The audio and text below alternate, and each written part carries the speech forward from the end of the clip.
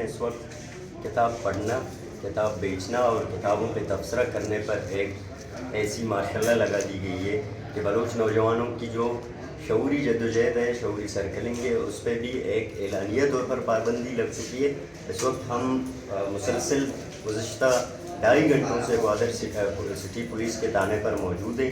گوادر میں اسٹوڈنٹس کو کتابوں سمیت گرفتار کیا گیا ہے۔ میرے خیال سے دنیا کی تاریخ کی انوکھی واقعہ ہے کہ بلوچ نوجوانوں کے ساتھ ساتھ اب کتابوں کو بھی گرفتار کر کے تانوں میں منتقل کیا جا رہا ہے۔ یہاں پر درجن بھر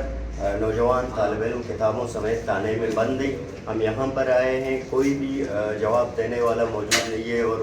یہ بہانہ بنایا جا رہا ہے کہ ہم ان کتابوں کو چیک کر رہے ہیں، یہ اینٹی اسٹیٹ کتابیں ہیں۔ تو سوال یہ بنتا ہے کہ یہ جو کتابیں لاہور کے مختلف پبلشرز سے لائے گئے ہیں،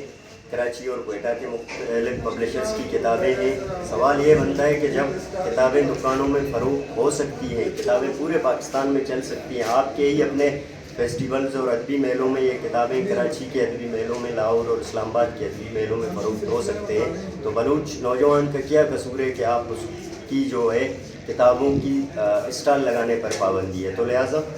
اس وقت ہر بلوچ ذی شعور نوجوان کو، کتاب پڑھنے والوں کو، ادیب کو، شعراء کو، یا کہ بلوچ نوجوانوں پر اس بات یہ امر ضروری ہے کہ وہ اس عمل کے خلاف بھرپور مزاحمت کریں اور جو بلوچ نوجوانوں کی شعور، ان کی کتاب پڑھنے کی، ان کی شعور اور جو علم اور روشنی پر جو قدغن لگائی گئی ہے، اس کے خلاف ہم سب پر فرض ہے کہ ہم آواز بلند کریں۔ بہت شکریہ۔